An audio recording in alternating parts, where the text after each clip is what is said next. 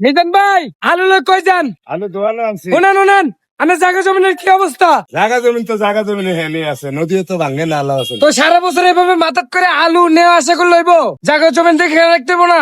সরকারের তো আমি কিছু ছুঁয়েই না যে সরকারের কাছে চামু।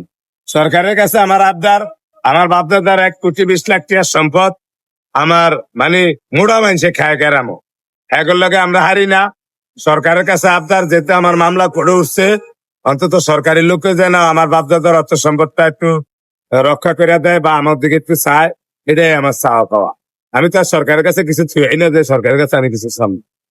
অন্তত আমার বাপদাদা দেন জায়গা জমিন কিনে থুয়ে গেছে, সরকারি খাতায় যে নাম আছে, এইগুলো দেখা যদি আমি জায়গা জমিনের মালিক হই, অন্তত এই সরকারের আমলে যেন আমার এই এই বাপদাদার সম্পদটা যেন আমার লইয়া দেয় বা আমি রিটার্ন পাই, এটাই আমার সরকারের কাছে চাওয়া পাওয়া, আর কোনো চাওয়া পাওয়া না।